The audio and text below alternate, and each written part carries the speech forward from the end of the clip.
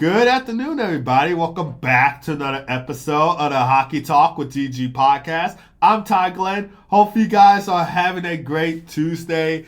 I know it's been 2-3 weeks since I put out an episode of the Hockey Talk with TG podcast, and that is because, like everybody else, I wanted to enjoy the Winter Olympics, and I figured nobody was going to be putting out a podcast episode anytime soon during the Winter Olympics, or it probably could have just been me.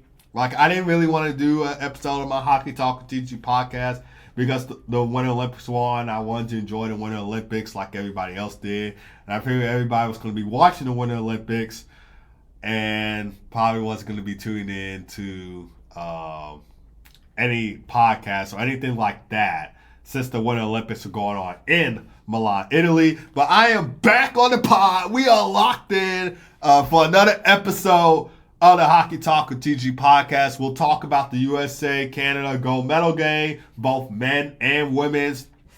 We'll talk about the Winter Olympics overall in general, along with some storylines to watch out for in the second half of this 2025-26 NHL season. So stay tuned for that. Before we go ahead and get started, do me a favor, hit that like, subscribe button if you are listening to the Hockey Talk TG podcast on YouTube. And if you're listening in on Spotify, Apple Podcasts, or iHeartRadio, make sure to follow the Hockey Talk TG podcast on there. We are with you guys every Tuesday and Thursday from 1 o'clock p.m. to 1:30 p.m. Central Time, 2 o'clock p.m. to 2:30 p.m. Eastern Time. So make sure to hit that follow button, hit that like button, hit that subscribe button, hit that notification bell button so you can stay up to date on the latest episodes of the Hockey Talk TG podcast and the latest hockey news going around the league.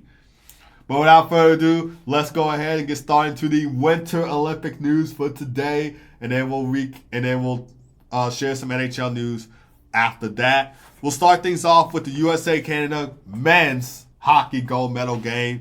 Jack Hughes came clutch for USA, and he scored the overtime game-winning goal to give USA their first gold medal since 1980. That was the Miracle on Ice game, for those who did not know that. That's why this moment is so huge, because USA had not won a gold medal since 1980, and we came up short to Canada the last two times that we faced them off in the Olympics, going back to 2002. I think the Olympics was in Salt Lake City then, I believe. The 2002 Olympics, USA and Canada, we came up short to Canada in the 2002 Winter Olympics. And then go all the way to 2010. In the 2010 Winter Olympics in Vancouver, Sidney Crosby, the golden goal for Canada to win it for them against USA, which as a Sidney Crosby fan and as an American, I have to say that's one of the most iconic goals in hockey that you'll ever see. And so, excuse me, since we came up short to Canada twice, we just had to get our revenge at them in the Olympics, and we finally did. Not to mention that we lost to them last year in February at the Four Nations. We lost to them in the Four Nations last year, and we had to get our revenge there too. And Jack Hughes, my boy, he came in clutch. Jack Hughes, one of my favorite NHL players to watch, by the way. And an interesting fun fact about this gold medal win. USA won the gold medal on the same day that the 1980 USA hockey team won their gold medal, which they won their gold medal on February 22nd of 1980, 46 years later, on that exact same day, on Sunday, February 22nd of 2026, USA wins their third gold medal. I'm telling you guys, when that goal from Jack Hughes went in, I went crazy. Like, I literally lost my mind when that goal went in, because I was so excited. I was so amped to see that goal go in, because it's been a long time coming for USA. It's been a long time coming for them. And they finally reached the mountaintop. They finally win their gold medal, and first since 1980. Let's go. And like I said, we get our revenge against Canada and the Four Nations from last year. And we also get our revenge from them for the 2010 Winter Olympics loss and the 2002 Winter Olympics loss. as well. Overall, between these two teams, this was the third Olympic final meeting between the two nations, with, again, USA snapping a long gold medal drought against Canada. This win was so huge for us. Like, I'm still, like, shocked and excited at the same time, too, to see what had happened between USA and Canada. Matt Boldy had the other goal for USA. That goal was back in the first period. But we got to give another shout out to Connor Hellebuyck. He made a hell of a great saves at the end. And no pun intended, of course. But he stood tall in this one for Team USA. He made 41 saves on 42 shots faced in net. He turned away grade A scoring chances throughout regulation and overtime. He was the reason why USA was able to win that gold medal. He was the reason why. Because without Connor Hellebuyck's performance, this probably would have been 7-1 Canada. I'm just going to say, as an American, if it wasn't for Connor Hellebuyck making the saves that he had to, it would have been 7-1 Canada. Because Canada was in control throughout the entire game. From puck possession, from out-shooting USA, from outplaying USA. They dominated that entire game. But Connor Hellebuyck made some great saves. I remember Devon Tage, wide open net. And Connor Hellebuyck giving shades of Braden Holtby.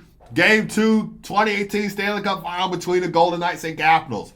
Connor Hellebuyck, excuse me, made a stick save on Devon Tage to turn him away. And then he made some great saves on the breakaway from Connor McDavid and Macklin Celebrini. Nathan McKinnon, wide open net. He missed it. And Macklin Celebrini said, probably after Canada won against Czechia, was it against Czechia in overtime? Or so, I think it was after Canada won one of their games. I think Macklin Celebrini said when you give that puck to Nathan McKinnon, he's going to have a great chance to shoot it, and then the puck's going to go in. Puck didn't go in that time, though. But yeah, great win for USA. And they also paid tribute to the late and great Johnny Gaudreau. His family was in attendance at the game. They also had his jersey at the game and throughout this entire Winter Olympics tournament, just giving tribute to Johnny Gaudreau and what he meant for USA hockey, what he meant for Team USA, what he meant for USA hockey, what he meant to the country of America general, for American hockey players. He was he was a role model for young and upcoming American hockey players. I think even Cole Caulfield, that's why he changed this number for number 22 to number 13, because Johnny Gaudreau was his role model, and he also shared what Johnny Gaudreau meant to him. So I like the tribute that Team USA gave to Johnny Gaudreau. They did that. They didn't do it just for the Winter Olympics. They did it for the World Juniors, the World Championship. Like, they had his jersey in the locker room throughout the entire Winter Olympics and throughout this entire tournament. So, great tribute. And not to mention that when Team USA took their photos, they had Johnny Gaudreau's daughter and son in the photos. I think Zach Werenski was holding his daughter, and I think Matthew Tkachuk was holding his son. Or his daughter and son was in the photo with him. So another great tribute to Johnny Gaudreau. And if Johnny Gaudreau was still here, no doubt that he would have made Team USA. He would have been on that roster, no doubt. No doubt in mind. He would be on that roster. And Johnny Gaudreau will always be Johnny Gaudreau. Like, he's never forgotten. He's been a great player in the NHL. He's been a great player for USA. and everything that he meant to each and every one of these players and every upcoming American hockey players. He was a role model for sure. And like I said, he would have been on Team USA, no doubt in mind. So I like the tribute that USA did and what they're continuing to do for Johnny Gaudreau. Gone, but never forgotten. He was a great player in the NHL as well. I love watching Johnny Gaudreau. One moment that I liked from Johnny Gaudreau was in 2022, Flames Stars Game 7. Johnny Gaudreau had the overtime game-winning goal, and the Saddle Dome went crazy when Johnny Hockey scored that overtime game-winning goal past Jake Oettinger to win it. That's the Johnny Gaudreau goal that I will always remember. And then another moment I remember from Johnny Gaudreau was in the 2018 NHL All-Star Game where he won the puck control relay challenge. That's another favorite Johnny Gaudreau memory that I have. So he put on a lot of great moments in his hockey career, and it was great to see his family in attendance. Meredith, his wife, his dad, his children in attendance. Very great, touching tribute right there. And Johnny Hockey's looking down, happy that USA won gold medals. Both Johnny and Matthew Gaudreau, they're both happy that USA finally wins gold medal. And first since the 1980 squad. I think Jack Hughes said post-game that this 2026 USA hockey team was inspired by the 1980 USA squad, in which they had Mikey Ruziani on the team, Jim Craig, Jack O'Callahan, Dave Christian. Excuse me. The list goes on and on. They were coached by Herb Brooks. There's even a documentary out on Netflix about it. If you guys wanted to watch that. And of course, the movie came out in 2004. Based on a true story, the 1980 USA hockey team, the Miracle on Ice game. So that 2026 USA squad was inspired by the 1980 USA hockey squad.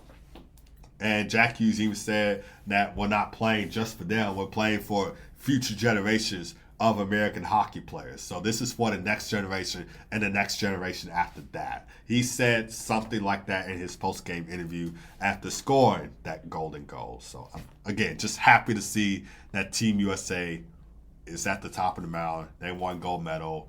And that'll be something that I would never, ever forget.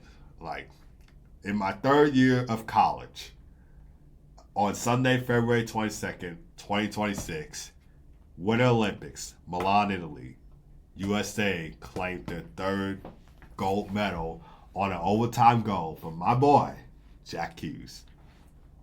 For Canada, Cale Makar scored the long goal for Canada. That goal came late in the second period for Canada, and that gave them momentum heading into the third period. Jordan Bennington didn't see as much because Canada dominated against USA in the game, but still found a way to win gold medal. But Jordan Bennington made 26 saves of 28 shots facing net, and that was kind of what I was worried about heading into overtime. For this game, heading into overtime, the one thing I was worried about was that Jordan Bennington was going to put on another spectacular show, and he was going to be one of the reasons why Canada could have possibly won this game against U.S. Because Jordan Bennington he's came up clutch before. Think back to 2019, second round, Game 7, Blues Stars. Pat Maroon with the overtime game-winning goal to send the Blues to the Western Conference Finals. Jordan Bennington came up clutch and was one of the reasons why that happened. And then 2019, Stanley Cup Final, Game 7. Jordan Bennington was the reason why the Blues won the Stanley Cup that year in 2019 against the Boston Bruins. And probably the main reason why the Blues were able to go on that Cinderella run, because the Blues were like in second to last place or last place in the Central Division that year. But Jordan Bennington showed up, came in clutch, and helped the Blues win their first Stanley Cup in franchise history in 2019. And then you think back last year at the Four Nations, Connor McDavid with the overtime game-winning goal. Jordan Bennington had another stellar game Also being at TD Garden, by the way. Loves to play at TD Garden. Comes up clutch at TD Garden. So Jordan Bennington had another clutch game there as well. So that's who I was worried about for Canada and going into this overtime game. I was worried that Jordan Bennington was going to be the reason why Canada would have won that game against USA. Because of Jordan Bennington, because of his clutch moments. The stats speak for themselves. The history speaks for itself. That's what I was worried about. But luckily, Team USA came up clutch and was able to win against Canada and shut down Jordan Bennington and Canada as a whole. Can't win them all, Benner, or whatever his nickname is. I usually call him Benner, Binner. So can't win them all. So yeah, but overall thoughts on this game. This game, if you did not tune into this game, you certainly missed out on what could have been one of the greatest hockey games ever in the history books, and probably one of the greatest hockey games I've watched. Four Nations did set the bar for this last year, but the Olympics was 1,000 times more better. And I'm not just saying this because USA won against Canada. This Winter Olympics, this was a long time coming. A long time coming. The last time that NHL players participated in the Winter Olympics was in 2014. That's almost like almost past a decade ago. 12 years later, excuse me, 12 years later, the NHL brings back the Winter Olympics. So hockey fans have been craving on this for 12 years. 12 years.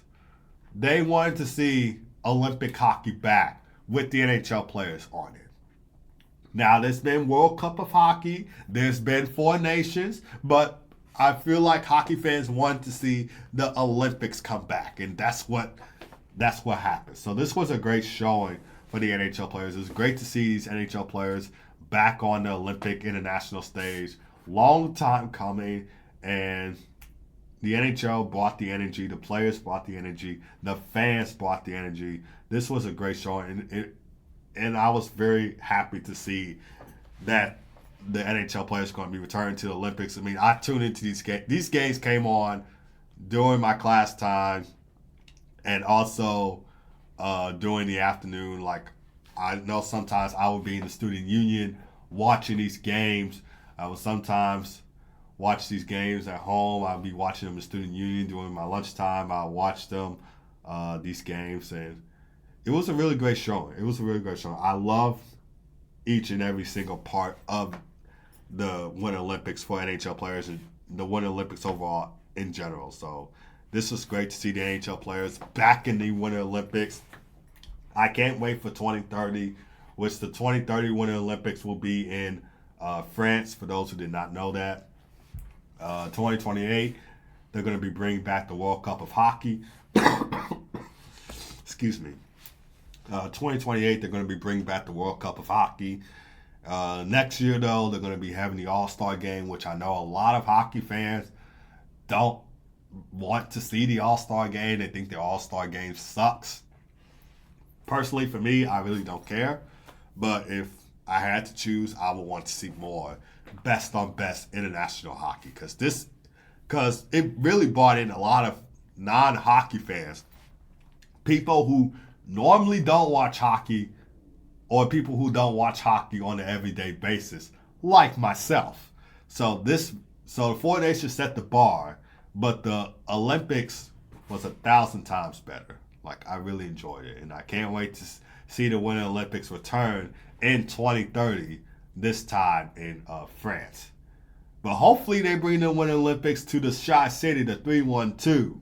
Hopefully we see the Winter Olympics in Chicago sometime soon down the road. I'm just saying. Like, I know the Winter Olympics in Chicago.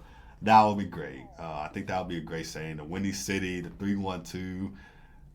It's already a cold state. Like I said, Windy City. So maybe maybe eventually we'll see the Winter Olympics in Chicago. But that's it for the men's side. Moving on to the women's game between USA and Canada. Megan Keller scored the overtime game-winning goal as the USA women's hockey team wins 2-1 against Canada in overtime. And that was a filthy goal by Megan Keller, by the way. Absolute filthy, like deked around the defender and scored on the backhand past Canada's goalie Anne Renee Desbine. And great assist from Taylor Heiss to get Megan Keller the puck and for her to score the overtime game-winning goal. And USA wins their third gold medal, all being against Canada, by the way, because they won in 1998. They won in 2018. I remember that Olympics well. I think I was in middle school when, I was in middle school in 2018 when the USA women's hockey team won gold medal against Canada in the Winter Olympics. And I remember the Blackhawks giving tribute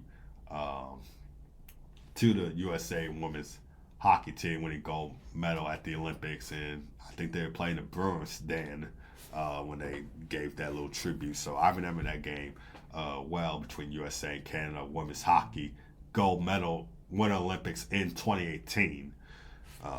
That was a great game, by the way. But yeah, 1998, 2018, and now 2026 against Canada.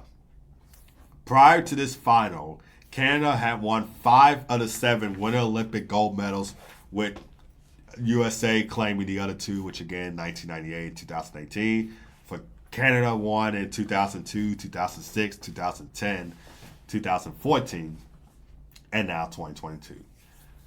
And for those who watch hockey, you know that the USA-Canada women's hockey games has had a long historic rivalry in the sport in women's hockey. Like you'll sometimes see on NHL Network that they stream the rivalry series between USA and Canada, with USA mainly winning against Canada. But yeah, they had a rivalry series for that, and these two teams go at it. These ladies are gonna put on a show, an absolute show, when these two teams, USA, Canada, these ladies are gonna put on a show, and they're gonna give their fans their money's worth. So it's always gonna be a good showdown when the USA Canada women's hockey team goes at it. Not just for the men's, but for the women's hockey team as well. Hillary Knight had the game tying goal with 2 minutes and 4 seconds remaining in the third period. She tipped in. I can't even speak today. Sorry. She tipped in the puck off the shot from Laila Edwards with the goalie pulled for the extra attacker. And that was her 15th Olympic goal, and gave her 33 career Olympic points, the most in U.S. women's hockey history. And this Olympic game was expected to be her final Olympic appearance. And what better way to go off from the Olympics than having a game-time goal for your country, and then eventually your country winning the gold medal in overtime. And USA goaltender Irene Franklin, or Franco, stopped 30 shots in net, making key saves to keep her team in the game and give the offense a chance to rally. Her performance was pivotal in, tying the game late and allowing the overtime opportunity. The USA team entered this gold medal game undefeated in Milan, finishing 7-0 and outscoring opponents 33-2 heading into the final. And they were also 14 for 14 on a penalty kill as well. And their dominance included multiple shutouts and a commanding offensive display throughout the tournament. So this women's hockey team, this USA women's hockey team, was also fun to watch throughout this entire tournament. And shout out to Laila Edwards as well. Laila Edwards became the first black woman to win an Olympic gold medal in USA women's hockey history, and this is a really good stat. So I just wanted to give a shout out to her, especially doing it on Black History Month too.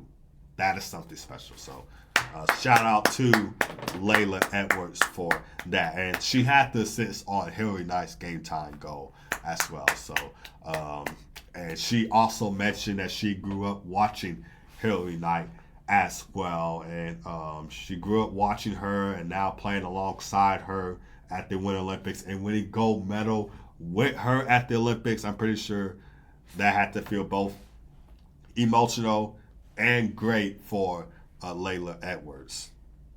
For Canada, Kristen O'Neill scored the lone goal for Canada, which was a shorthanded goal for them. And Renee Despines made 31 saves against USA. But overall thoughts on this, though. Again, another crazy game. I did like the overtime goal for Megan Keller. That was absolutely sick right there. So I did like the overtime game winning goal.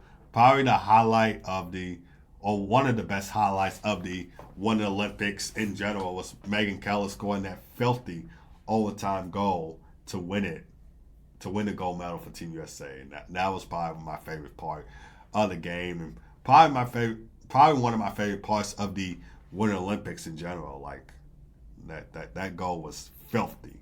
I really liked that.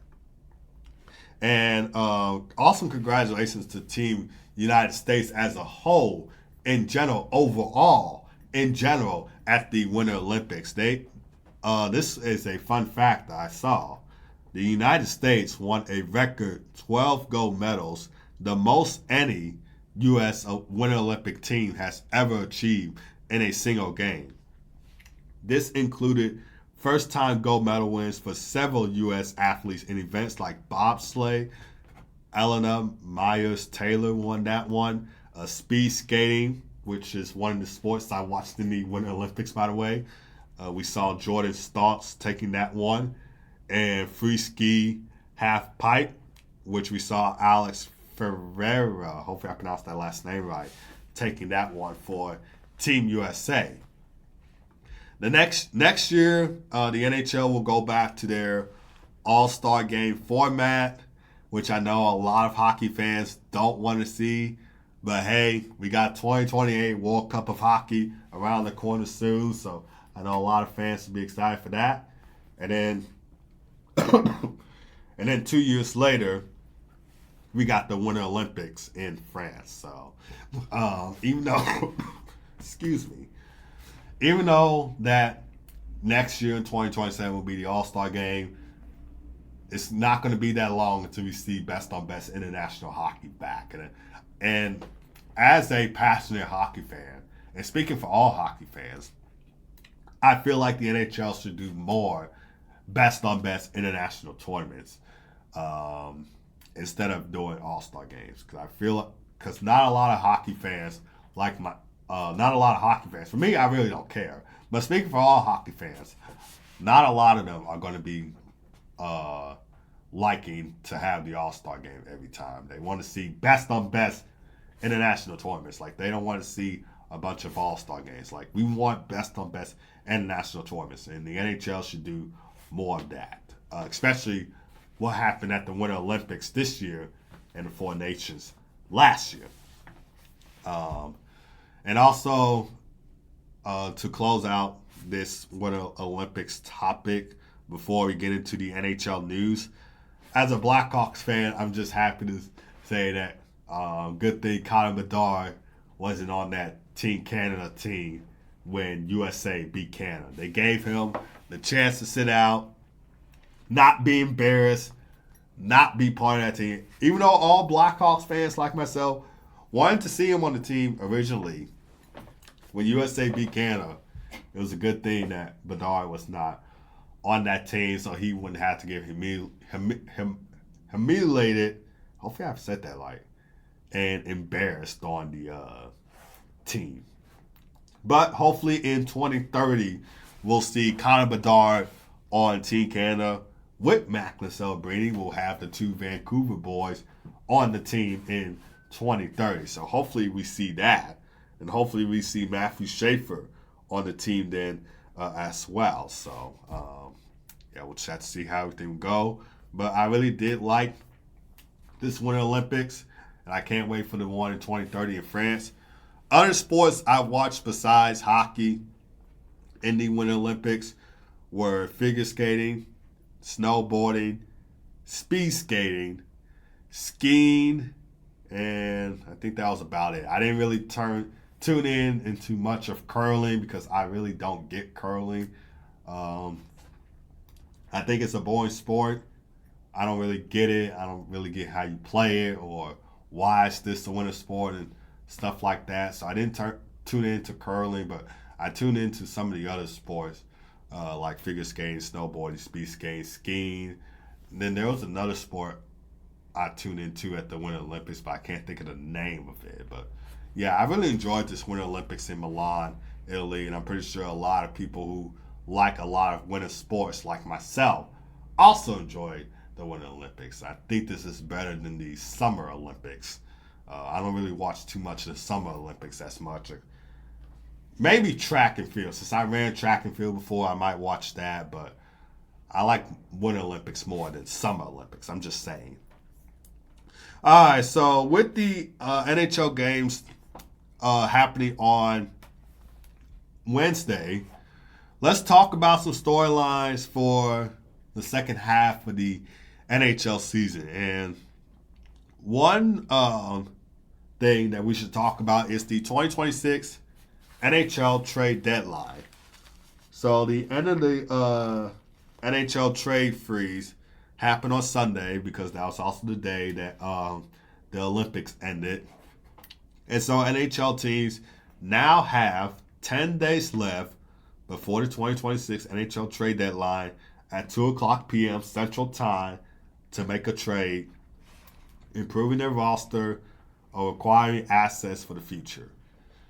So you have 10 days left to make a trade because at March 6th, 2 o'clock p.m. Central Time, you cannot make any more trades after that. So I'll just have to say for general managers, don't be like the Chicago Bulls and trade all your... Well, actually, I shouldn't even throw that example in since that's a different sport. But I probably would just say choose your trades wisely. Give these trades benefit. That's what I would say. And then we saw some pictures of Artemi Panarin wearing his LA Kings jersey and gear. I think that Artemi Panarin could possibly make his Kings debut on Wednesday when the Golden Knights play when the Kings play the Golden Knights. When the Kings play the Golden Knights at home, Artemi Panarin could make his NHL debut then. He was traded from the Rangers to the Kings on February 4th, and we finally get to see him out west wearing the LA Kings jersey when the Kings play the Golden Knights on Wednesday. Taking a look at the standings for both of those teams. Let's see here. The Golden Knights are first in the Pacific Division with 68 points. Kings are 3 points out of a playoff spot. The Mammoth and the Ducks have the 2 wild card spots. Kings are just 3 points out. This win will be critical for them as they push towards the playoffs. Michael Brady is having a heck of a year for the San Jose Sharks with 81 points in 55 games played. And is coming off a standing performance at the Winter Olympics. Could he win the Art Ross Trophy? Well, actually, forget about the Art Ross. Could he win the Hart Trophy? Because he's been on a tear in the league. It's been unreal watching Michael Brady in the league. He's 4th in the league with 81 points. He's 4th in point scoring, I would say, with 81 points. Of course, the 3 people ahead of him are Connor McDavid, Nathan McKinnon, and Nikita Kucherov. Can Michael Brady reach the top of that list, or at least be in the top 3 when the season is done? Can he win the Hart Trophy? We'll have to watch out for that. But he's been on a tear. Like before the Olympic break and even during the Olympics, he's been on fire of late. It's been impressive watching Michael Brady. The San Jose Sharks have a bright future ahead of them with Matt celebrating. Can the Florida Panthers make another storyline to watch? Can the Florida Panthers keep their playoff hopes alive? The Florida Panthers are 29, 25, and 3 with 61 points this season. And they are 8 points out of a playoff spot. And that mostly had to do with Matthew Tkachuk and Alexander Barkov being out for most of that time. Matthew Tkachuk is back to playing. Alexander Barkov's going to be out for the entire season. But with Matthew Tkachuk back and with the pieces that the Florida Panthers have, can they keep their playoff hopes alive? It's tough. Points are going to be necessary at this point. But I don't know. I don't know. It's just so many surprisingly good teams in there competing for a playoff spot. And based on what Panthers are at in the wild card spot, that's going to be a long hill to climb. But I believe they can get it done. I believe that we could probably see the Panthers still maybe in the playoffs. But it will be shocking to see them miss out. Because even though Barkov's out for the entire season, they still have pieces that can help them get to the playoffs. So if they miss out on the playoffs, that will be shocking to see. Because like I said, they still have pieces. They got Tkachuk back. They got Marchand. They got Ryan Hart. They got Bennett. And they got Sergei Bobrovsky in net. So they got Steph Jones. So they still have the pieces to make a run to the playoffs. But it will be shocking to see if they miss out on the playoffs. But I still think that they can do it. And those are just some of the storylines to keep an eye on out for the season. Could Alex Ovechkin be retiring at the end of the season? I don't know. I don't think he's going to come back next year. At least that's my prediction. I think this is going to be it for the Great Eight, and what a career. And if this is it, this is a strong if. If this is it, what a great career it has been for Alex Ovechkin so far, from winning the Stanley Cup to being the greatest goal scorer in the NHL at the top of the list. It's been an unreal career. 919 career goals for Alex Ovechkin. So it is crazy to see what he has done up until this point. So, like I said, I probably don't see him coming back, but I think this is going to be his last season. I don't think he's going to be going to another team. I don't think he's going to be playing for the Capitals next season. I think he's going to call it a career. So that's just my thoughts. If you're a Capitals fan, let me know your thoughts on it. Let me know what you guys think about that. But those are just some storylines to keep an eye on for the entire season. Like I said, NHL games are going to be back on Wednesday, and we got 8 games on the slate for Wednesday, with the Buffalo Sabres taking on Jack Hughes and the New Jersey Devils at 6 o'clock p.m. Central Time, followed by the Philadelphia Flyers taking on the Great Eight, Alex Ovechkin and the Washington Capitals at 6 o'clock p.m. Central Time, Metro Division Showdown. And then we got the Toronto Maple Leafs taking on the Tampa Bay Lightning at 6:30 p.m. Central Time. That game will air on TNT, True TV, and HBO Max for you guys to watch. Then we got Seattle Kraken taking on the Dallas Stars at 7 o'clock p.m. Central Time. And then the Colorado Avalanche taking on Utah Mammoth at 8 o'clock p.m. Central Time. 2027 NHL Winter Classic matchup, by the way. And then we got the Winnipeg Jets taking on the Vancouver Canucks at 9 o'clock p.m. Central Time. Connor Hellebuyck going back to Canada after winning gold medal with the U.S. And then we got the VGK, Vegas Golden Knights, taking on the LA Kings at 9 o'clock p.m. Central Time. That game will air on TNT, True TV, and HBO Max. Could see the debut of Artemi Panarin.